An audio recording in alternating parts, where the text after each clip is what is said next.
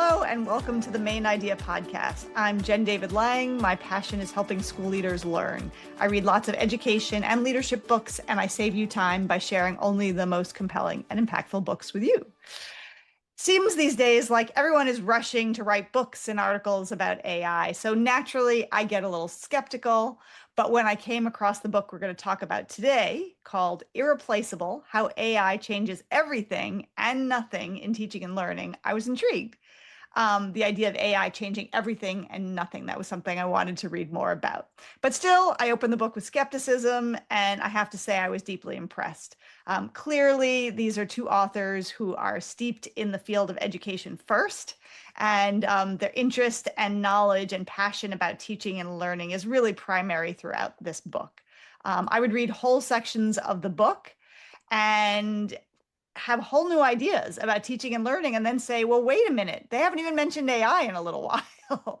So I'm excited to talk about this book, Irreplaceable: How AI Changes Everything and Nothing in Teaching and Learning, a book written by educators with deep tech experience and deep teaching and school experience that aims to help all the rest of us prepare for this transformative technology of AI. Unfortunately, one of the authors got sick just a few minutes ago, Maya Bialik. So unfortunately, she won't be able to join us, but she is quite impressive. And Peter and I were just talking about how she wrote a book on AI in 2019 before ChatGPT even surfaced. So look up her as well. But today I'm excited that we have Peter Nilsson. He's been in the field of education for over 25 years as both a teacher and a leader. His most recent school leadership roles spanned head of school at King's Academy in Jordan and Deerfield Academy in Massachusetts. That's a big span. And currently he's the editor of the Educator's Notebook, which is similar to the Main Idea and the Marshall Memo. So go check that out. And he runs the ed tech company Athena Lab. And very interestingly, we were chatting, he is also a musician and a composer, and he's composed and written a musical in the style of Hamilton that hopefully will come to New York and I will get to see it in person. So it makes sense to me that this thoughtful book was written by such talented and innovative people like the two of you. So Peter, welcome to the show. Thank you, Jen. It's such an honor to be here. So let's get right into it. On page 1, you write very clearly, AI will not replace teachers. AI will replace tasks. So I guess that's the title, right? Irreplaceable. Can you explain why you think AI won't replace teachers and just tasks? Uh, Absolutely. There is so much that makes up what teachers do every day in the classroom. And I think that this is something that, especially in the tech discourse, that people miss, especially when we're looking at technology tools, that the complexity of education, the complexity of what teachers do, the fact that it spans intellectual, social, relational, all these different components is just much more than any tech can do today. Interestingly, when we named the book Irreplaceable, we did not specify in the title that what is irreplaceable is only teachers. There are many things about education that are irreplaceable. Certainly part of it is that relational experience, but other parts of it are things like the grammar of school. Other things are these elements that make the learning experience something that is innately human. We tease those apart and surface those in different ways throughout the text. But throughout all this, we do have this new technology that, like any technology before it, can take on tasks and can change the shape of those tasks. And those are the things that we want to explore in the context of the book. We start, as you observed, first and foremost with teaching and learning, because that's what matters most. The mistake that many people make in this technology age is saying, oh, what can I do with this technology? But the better question in this time is, what am I trying to do, and how can technology advance those objectives? And those objectives, those core things, those core elements of building character, of building skills, those don't change today. The mechanics of learning don't change today, but technology does provide us new ways to engage these things that we know do work. And you read my mind. That's exactly what I was going to get into. But I just wanted to say that's so interesting that you don't specifically say what the irreplaceable is, and I just went to teachers because I've heard, such fear, right? That it's coming for our jobs. So that's where I And went it's to. true. Yeah. It is teachers, Yeah. and it's more than that. So we Right. wanted to create space for people to think expansively about that, and we start with that place of teachers, which is critical. But then we can move and extend on from there. And your whole book gets us to think expansively. So that's perfect for the title. We hope Um, so. I don't know what the question is here exactly, but I found these points, these 2 points you make in the introduction very compelling. So I guess I'm just going to share them and ask you to flesh them out. So yes, so just what you said, right? That over the years, the skills we teach students have not changed despite technological change, right? Mhm, Skills like, let's name them, right? Critical thinking, communication, collaboration, social mhm, emotional learning. mhm. We don't always do them all so well, but we we do aim to teach those types of skills, and we've heard those for a while. And the other thing you said that struck me is, and I'm going to quote almost all of it with just a few of my own edits because I found it to be so powerful. You write, these changing technologies allow us to do new and different kinds of work, but they do not change the core mechanisms that drive meaningful learning. Learning happens through actions, behaviors, and habits. It is slow. Technology can make learning more engaging. It can optimize study strategies, but it cannot make learning itself faster. I'm going to say that part again. Technology cannot make learning itself faster. It cannot accelerate the time it takes us to accumulate wisdom, make social meaning with each other, or deepen our sensory understanding of the world. As long as we are human, learning will always happen at the speed of humans, consisting of feeling, thought, and movement, not at the speed of silicon. So that really struck me, this idea that the speed of learning isn't going to change. So I don't know. How did you come to that? Can you say something about that? There's this vision that is prompted by movies like The Matrix that we can just plug into a device and have information uploaded to our brains, Yeah. and suddenly we can know kung fu, Yeah. or whatever else it might be. But that's not how the brain and the body work. And we explore some of this a little later in the book in chapter 4 when we look at why AI tutoring systems over the years have not succeeded, Mm. because learning isn't just something that is plugging in intellectually to a system. Learning is embodied, learning is emotional, learning is social, it is relational. And in order for us to really learn these things, we have to learn in a way that is human. It's through the biological mechanisms that we know. It's something that happens through experience, and how experiential learning is encoded the way that it is encoded. These mechanisms are wired into our, wired is maybe not the right word. They are they are in our, Encoded? No, that's not the right encoded. word. Yeah, even that one does double meaning. It's encoded in our DNA, and it's encoded in, Ingrained? right, Ingrained? ingrained. Yeah, it is written in our DNA. And that is so important for us to remember. But the thing is, educators, we know this. Yeah. Like, if you've been in the classroom and you've worked with kids, you know this. And we've seen, and we will continue to see, kids will arrive with half-formed questions. Mhm. They will still struggle to find the right words when they're thinking some new thought. They will still need to, we know that even 25 years after Wikipedia, 23, whatever it is, there's knowledge accessible at our fingertips. But if we have not mastered that knowledge, we can't move to second level understandings. These principles of learning are durable and last as long as we remain human.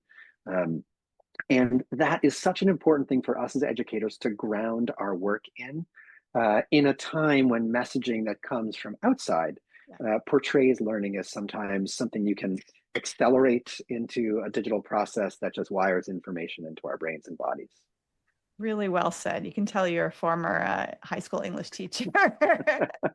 So okay, so if AI is not going to speed up learning for our students, why'd you write this book? What are your hopes for AI then? This is a really great question. I think about something else we introduced in the introduction, which is right before the first passage that you referenced, which is that technology has over time, while let me back up and say that while transforming learning, Revolutionizing learning has become a cliche, and I think revolution is too strong a word. But while even transforming learning has become a cliche, we actually have had transformative technologies in the past. Yeah. When we think about the advent of writing, writing is a technology. Yeah. When we think about the printing press and the way that distributed writing in a way, when we think about computers, they have transformed and changed the learning experience. They have replaced some tasks. The process of revising a work of writing now with computers is much easier than it was before. And in those cases, technologies have added benefit to enable us to focus less on what I might call more mundane or operational tasks and more on the kinds of things that can lead to richer, newer understandings. That is something that we have the opportunity to do now with AI that we couldn't do before. Now, there's a whole social line of thought that points out that progress is not actually progress. Mm. Technology, what it does is it gives us tools that allow us to apportion our time towards different kinds of tasks every day. So it's really just changing the way we focus our attention on a given day. And I think that that is true. And so this technology does enable us to focus our attention, if we learn to leverage it well, on tasks that can lead to more or different kinds of learning, on tasks that can lead us to more and different kinds of mastery. Making those different options more available, more accessible to more people, if it is distributed equitably, and if we engage it intentionally. It's very thoughtful. I like that way of thinking about technology and innovation, not as progress, right? Certainly not linear, but more as changing what we focus and put our attention into. Yeah.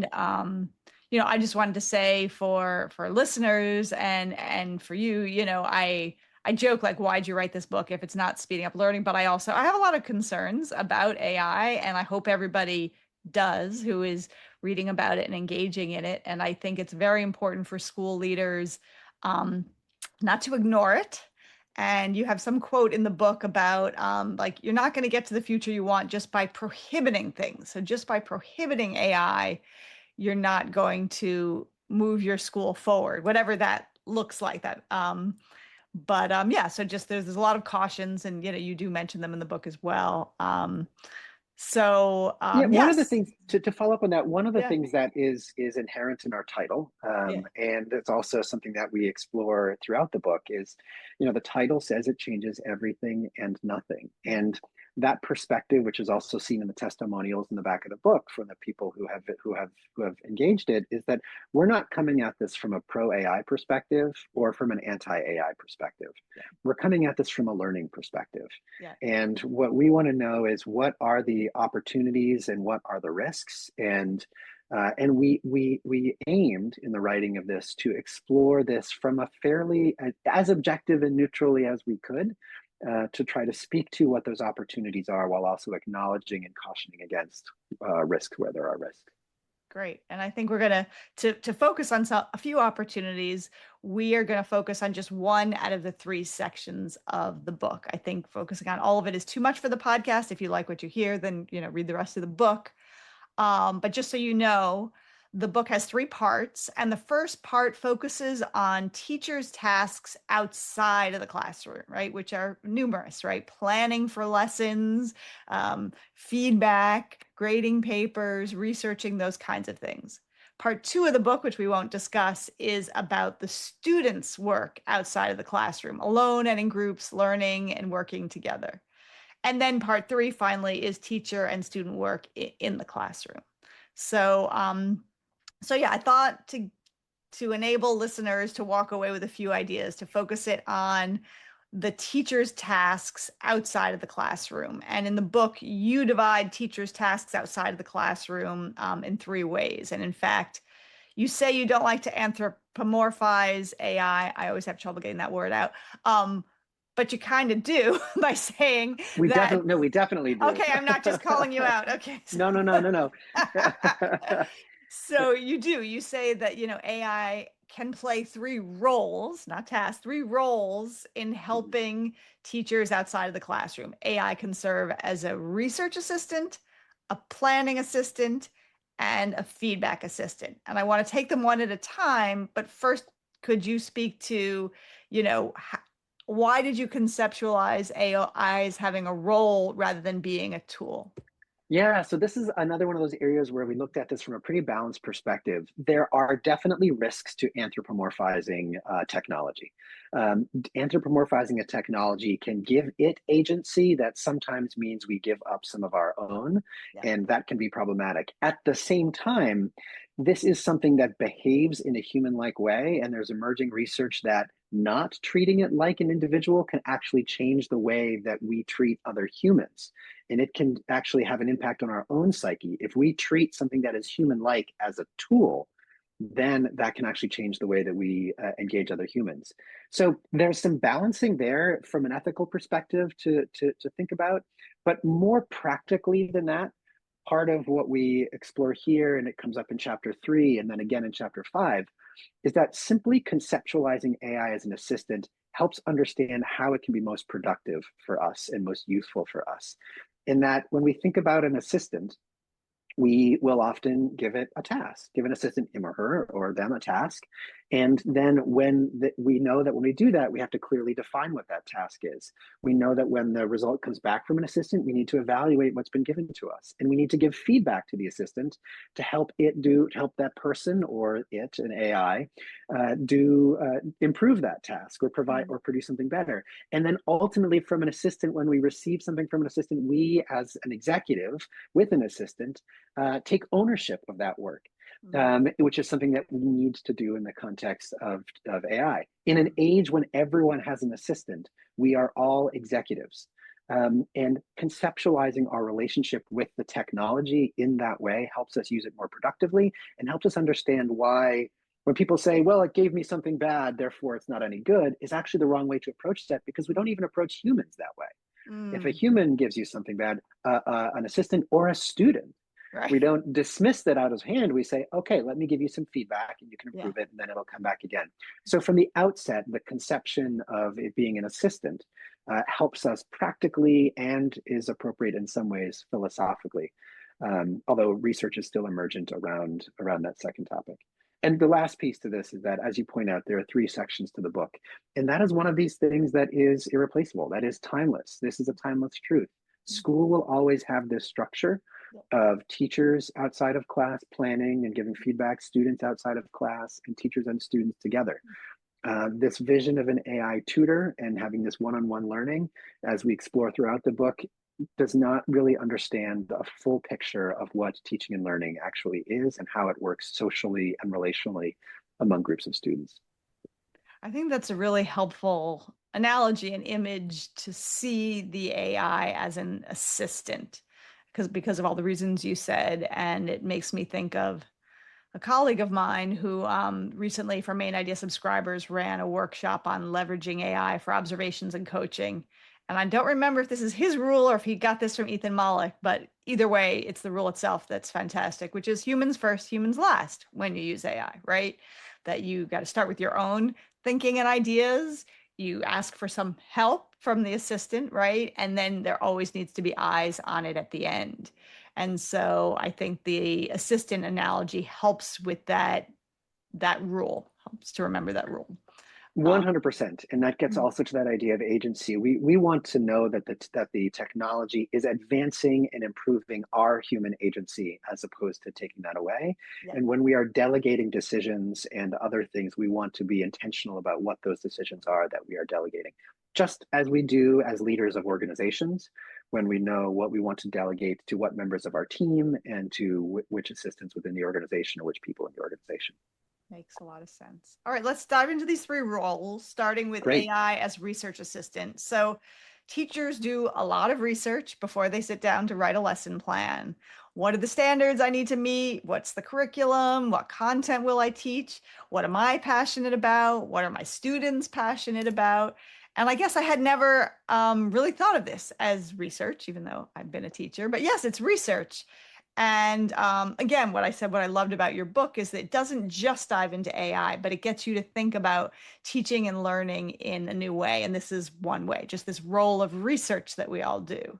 Um, And the other thing is it's not just research, but just the idea that we all start in different places I found fascinating, right? So I might start with the standards, but you might start with an inventory of your student interests. And that's obvious, but yet I had never really seen it on paper or thought about it that way.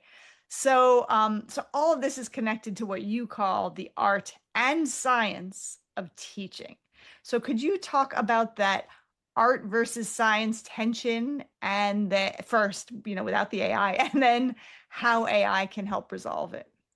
Yes, and I'll introduce it similarly in this ongoing conflict that we all are familiar with, which is a conflict between autonomy and consistency. And Mm, there, if you, which from teachers' perspective is like looking at engagement with my students and autonomy to engage my students, and often from a leader perspective, mm, consistency and ensuring we're delivering equitable experiences that deliver outcomes across all students.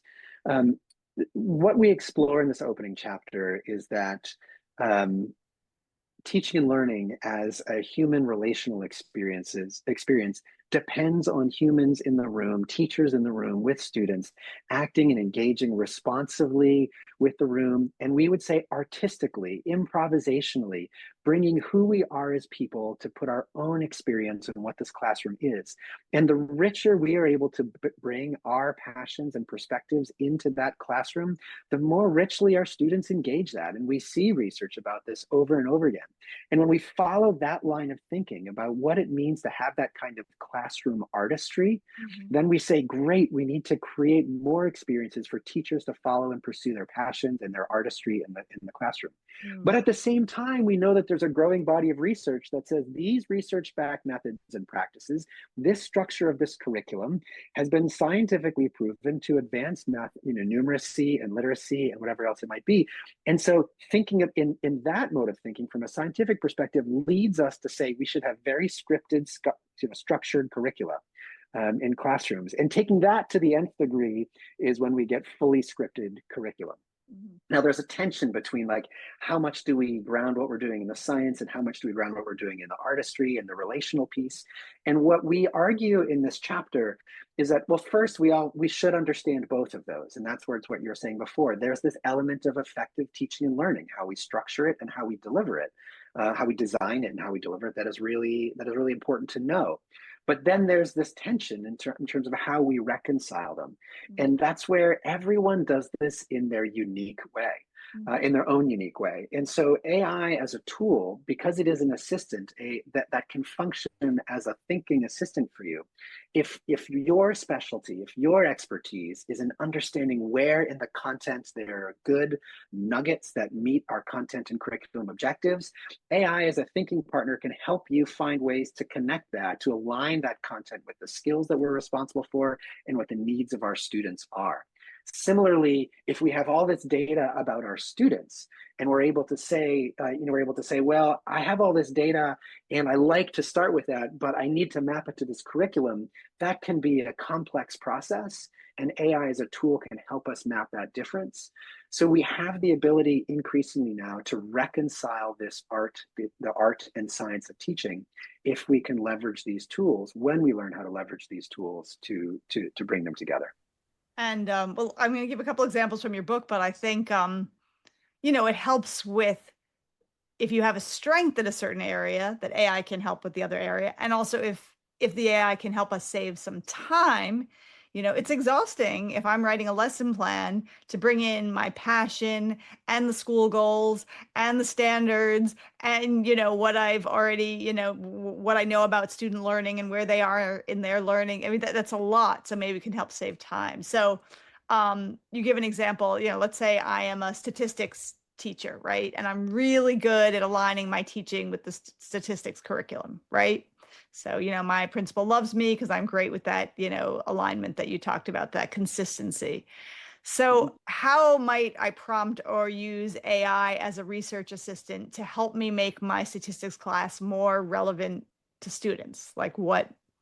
Yeah. Great. Yeah. So you're aligning that curriculum really nicely. You're aligning the content with the curriculum. Yeah. Now, what are the pieces that remain? You've got your students and you've got your skills. If you've done a survey of your students early on in the year to find out their areas of interest, to find out their passions, and you have that as part of your student profiles, you could say, for example, all right, this element of the curriculum, what are the connections between that and what I know about my students? Share that information, and it can help you Without customize uploading what. any names, without uploading any names. Yes. Unless you have the right tools, I should Yes. say, because some tools do have the right privacy settings to allow you to use personally identifiable information, but you do have to be careful that there's enterprise software relationships, things like we have student personal identifying information in our student information systems and in other tools. Yeah. But yes, you're absolutely right. Don't do it with your personal subscription to ChatGPT. But if you've got your enterprise relationship as an organization with whatever else it might be, then you can cross-reference this information across Okay. Sorry across to different tools. sidetrack. Okay. So I'm the statistics No, no, teacher. Go ahead. no. Yeah. So, Yeah. so, so you're the statistics teacher, and Yeah. you want to connect it. Okay, so there's Yeah. an election coming up, for example, and you want to understand this. You want to connect your curriculum to the students who are very interested in how the election may be unfolding in their particular state or district. You could ask the AI, what are some ways to connect these things, because it's going to have domain knowledge about the elections, perhaps, that you may not have as a teacher. Similarly, you might say, I have this particular knowledge about these statistical this is really pulling back to my college days in terms of statistics, chi-square tests and whatever else it might be. I'm really good at that, but I may not, but I may need some review of what the skills are that my curriculum is asking for at this time. And I'm looking for suggestions for which skills I might focus on or which of that content I might focus on.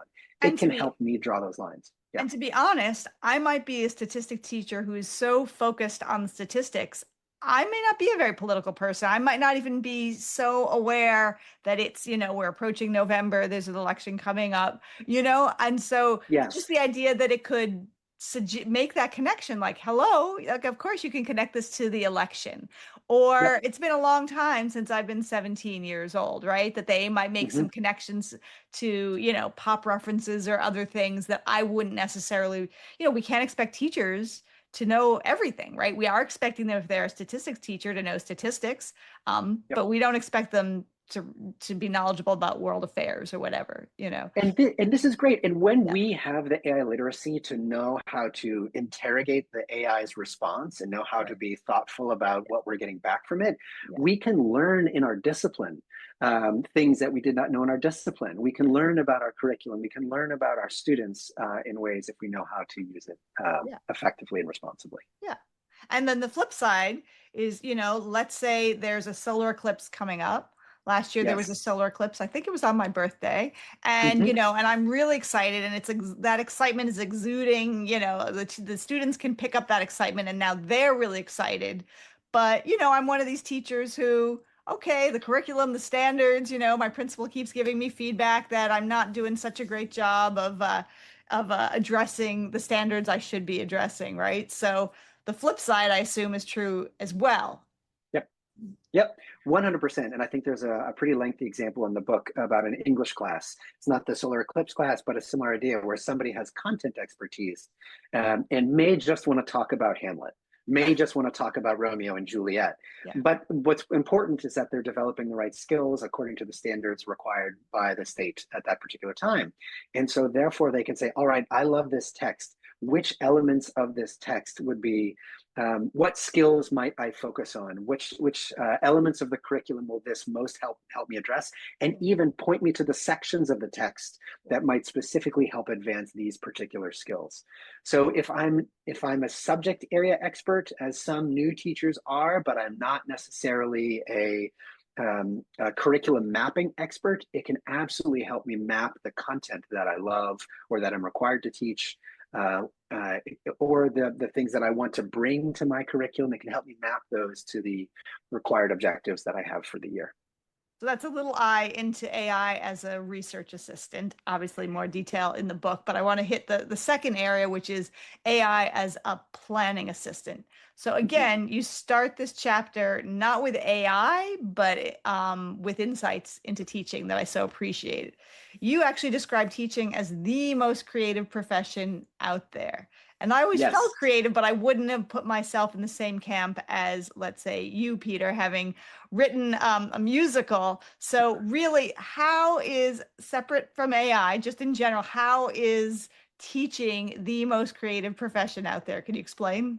If we think about creative professions, we think of the arts first, oftentimes. But then, if we really think about how that turns into other creative work, aside from performing arts, we think of like marketing, we think of design, we think of people who are developing images or experiences. And if you think about like advertising executives who are, or not executives, advertising artists who are creating, let's say, 30-second commercials, they might spend weeks or months creating a 30-second experience. Yeah. But teachers are creating 500 times that amount of time of experiences per day. Yeah. Which is incredible. We're 4 to 5 hours of experiences. We are not only designing, but Yeah. we're then also delivering. So Yes. we are like sculpting in a year-long curriculum the long arc of a novel. We are designing in an individual class a scene like a playwright. We are performing in a classroom like a singer-songwriter or an accompanist. If our students are doing all the work in a well-designed class, we are like the accompanist, letting them sing on the side. Yeah. The sheer creative productivity of educators is so far beyond just about any other profession I can think of.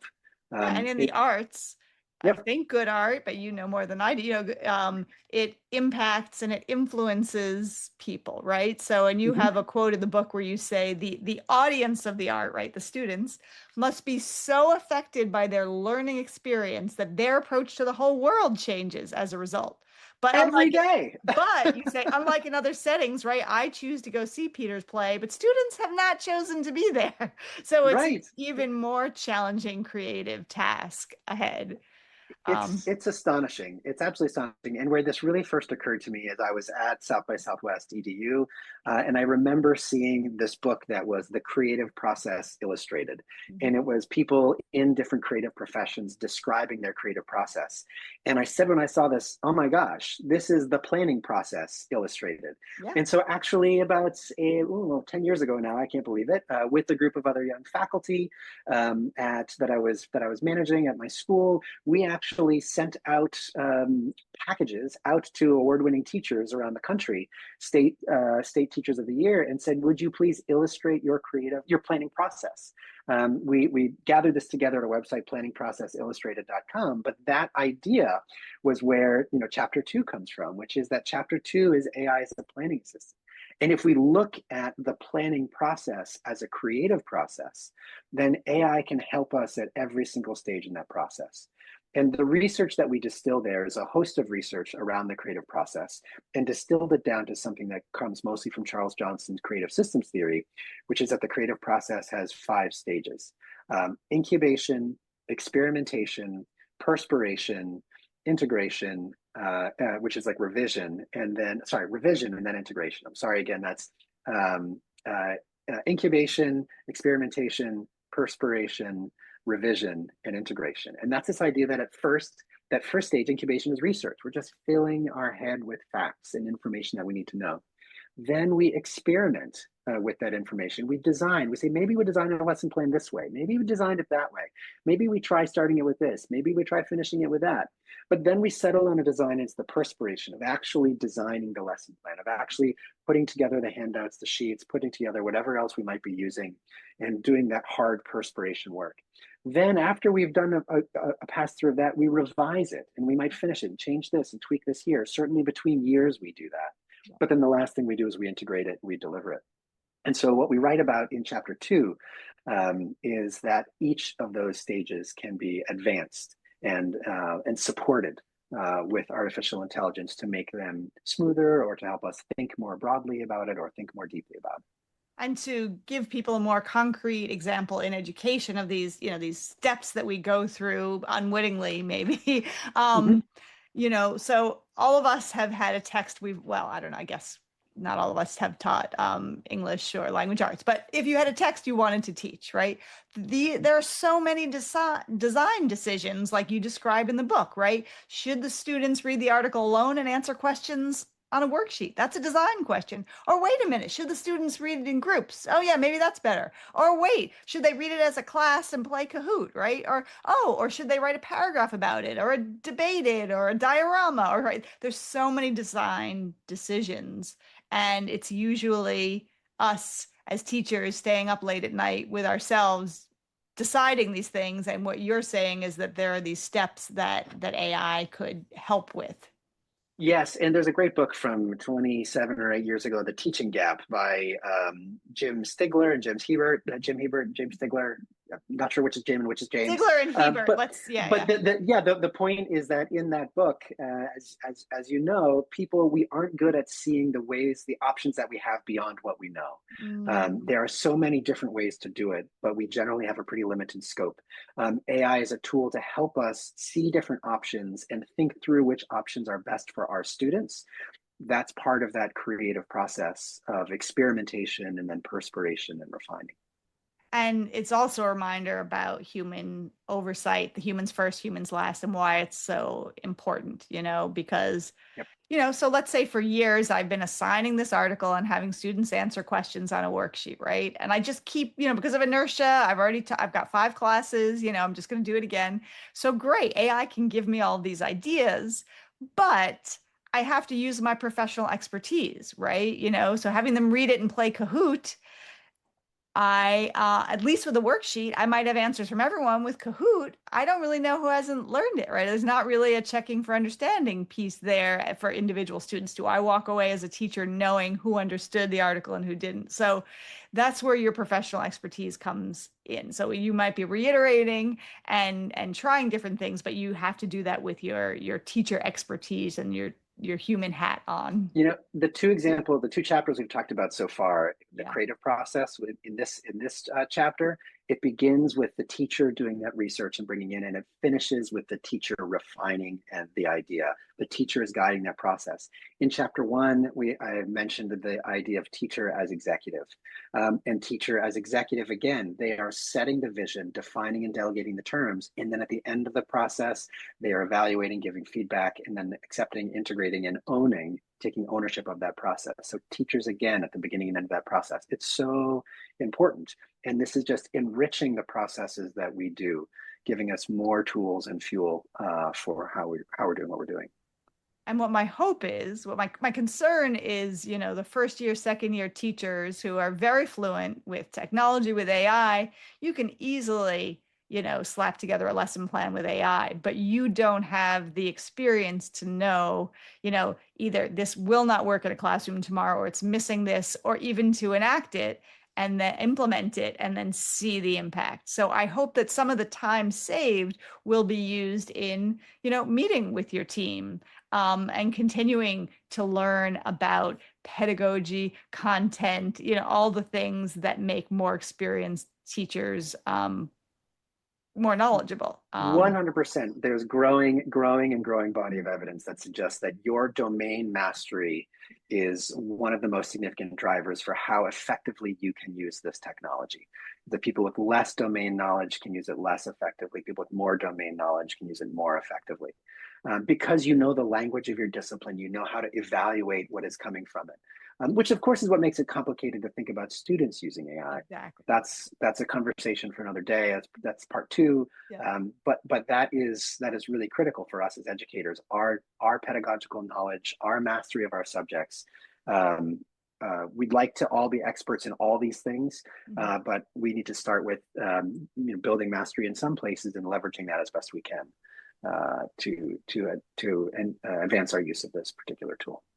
Makes a lot of sense. All right, so let's end with the third role, which is AI as feedback assistant. Now, feedback is huge. I was just talking to Doug Fisher on this podcast, and he recently wrote a book with John Hattie and others, taking John Hattie's work, which is about, the research behind what works in schools. And since Hattie has been doing this research, everyone's gotten very excited about feedback because of the potential research shows for feedback done well to really advance learning.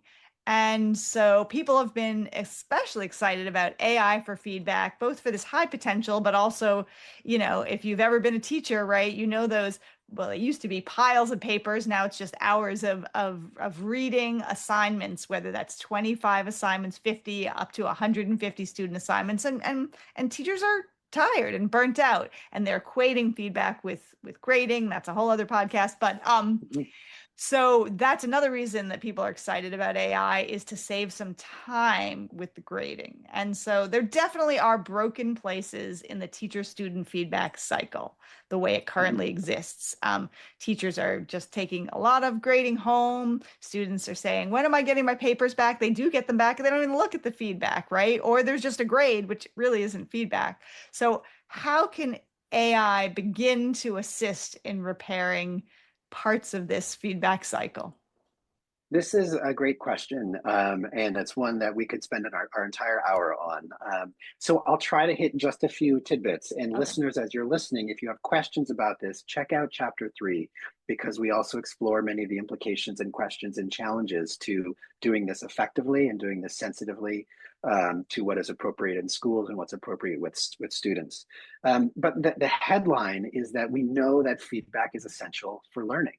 And we know that we as teachers are limited in our capacity to give effective feedback to every student. The first thing we do in this chapter is we talk about what makes for effective feedback. And we look at Grant Wiggins, and we look at Hattie, and we look at others to distill it down to what the characteristics of effective feedback are, and then highlight how just it's impossible for teachers to do this for all of our students all the time. So how can AI help us with this? Well, this kind of comes back to the idea before of not replacing people, but replacing tasks, and asking questions about what elements of teaching and learning, what elements of a student learning can students gather feedback from an AI on their own, and what elements of that learning must come from a teacher. And from the beginning, every student wants to know that the work that they put in is seen by a human being. They don't want their work to be graded. Well, in fact, this is the subtitle for the chapter, is AI should not grade anything, but it should give feedback to just about high quality feedback to just about everything.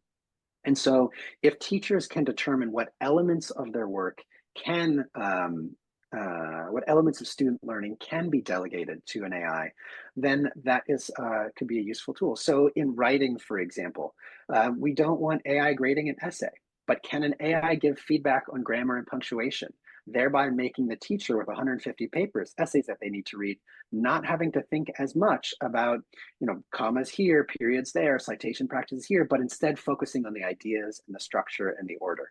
As an English teacher, I remember at the end of the school year when I received final exams and kids had left, and the exam did not have to go back to the kid because the students had left. Grading those happened so fast because I could assess the key ideas, and I could provide an evaluation of it much more quickly. So if we have the opportunity to do that, where some of the more mechanical, task-oriented work of our grading is delegated and is transparently understood by students, that is a world in which our work is more sustainable as educators, and students can actually grow more from the feedback that they receive from a tool of some kind. And so in this case, maybe it is actually contradicting what I said at the beginning. It doesn't make learning faster. Well, it's not changing the biology of learning, but it does mean that students don't have to wait a week or two to get some feedback on certain parts of what they're trying to do. And yeah, and I want to make a comment about that. That's something you put in the intro, right? So is that frequency.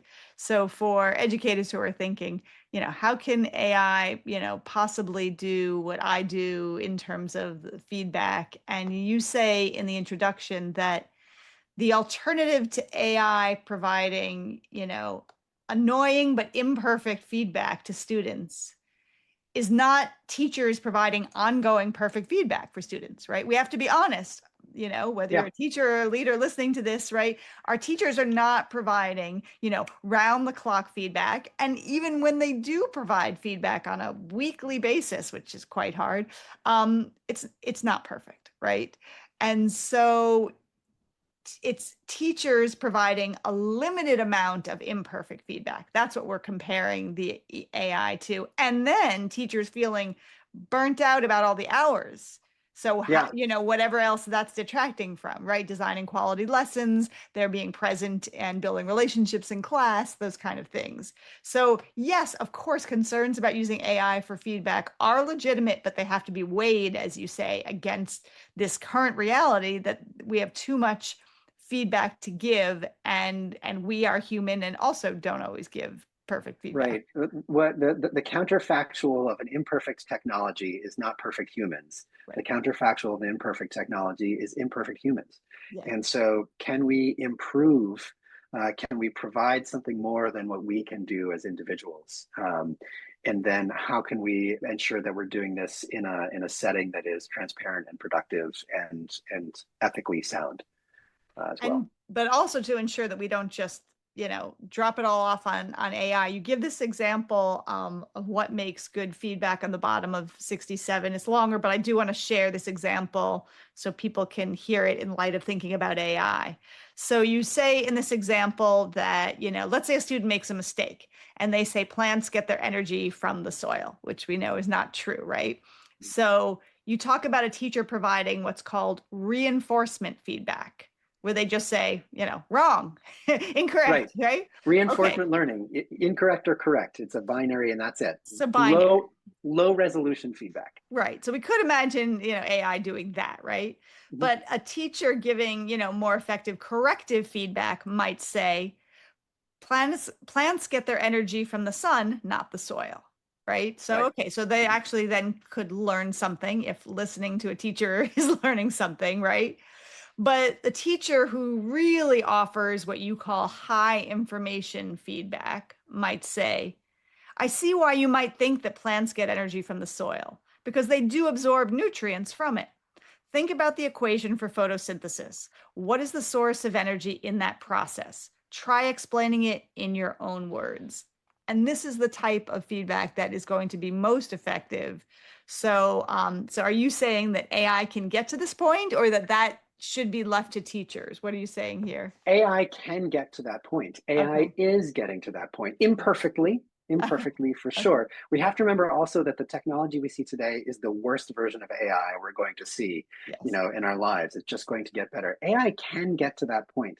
But even that feedback at the end, even that high information feedback, that high quality feedback at the end, Yeah. that is what will help the intellectual cognitive part of learning the most. But if the student isn't there emotionally, if the Yeah. student isn't there relationally, if the student isn't there for any number of other reasons that happen to have to do with the fact that they're embodied kids living their lives that teachers can see and connect to in the classroom, Yeah. then we still need the teacher for the intellectual pieces and also for those relational pieces as well. But AI can increasingly, and there's, I think, a study that we quote. There's a study that we quote in that particular section about an AI tool that is designed to deliver high information, high quality feedback of that particular kind as well. So So it's tricky. It's tricky. it's tricky. It's there. It's getting there. It's not perfect yet. It doesn't mean we can just hand the kids off to Conmigo or something else, even if they are programmed to do those things, Yeah. In the news a lot because lately. Yeah. in the news a lot lately, indeed, indeed. So this is just the tip of the iceberg, but I wanted to give sort of an overview of these three potential roles that AI could play.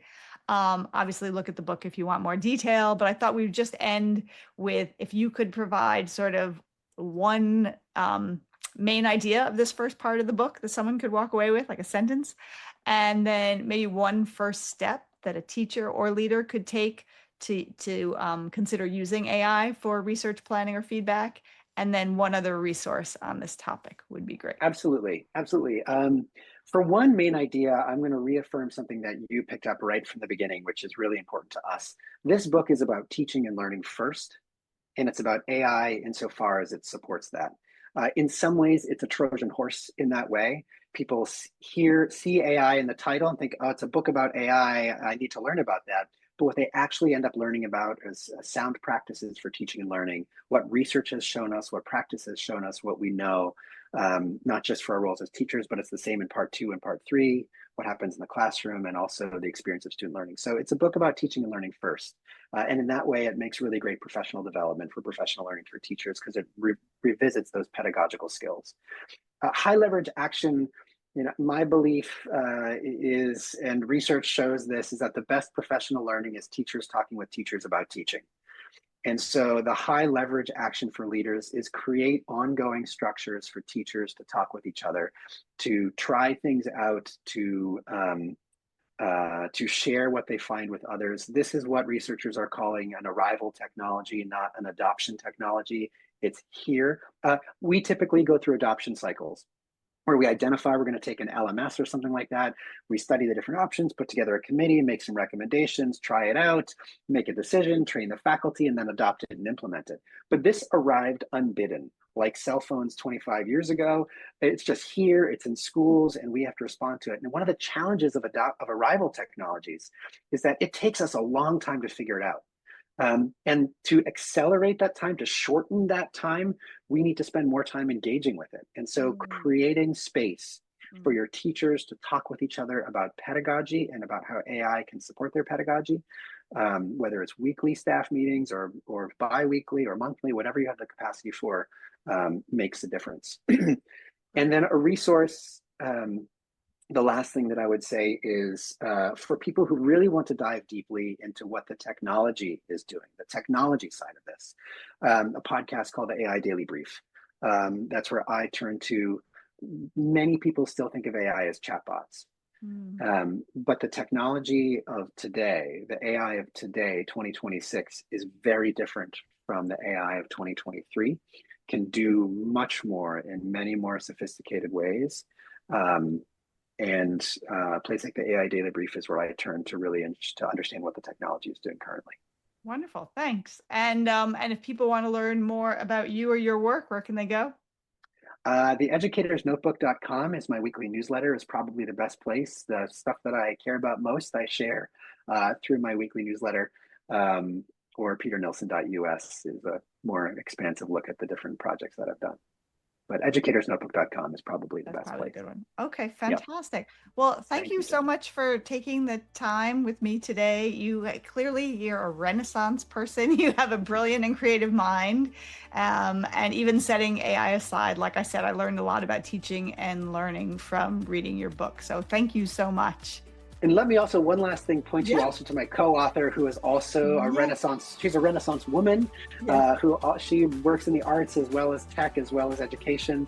Maya Bialik, you can find her website, mayabialik.com also. And I think that's what it is. I should double check that actually. I'll check it and I'll put it in the show notes as well. Absolutely. Definitely. She's a researcher, former teacher, and founder of Questionwell, a startup that helps support teachers as well. Yes, thank you to both of you for the work, and thank you for your time today. I hope Maya gets better. And for those listening, thank you for taking the time as well. I know how busy you are, so if you got something from this conversation with Peter, I would love it if you would share this podcast with a colleague. I'll be back in 2 weeks, and until then, learn more and lead better.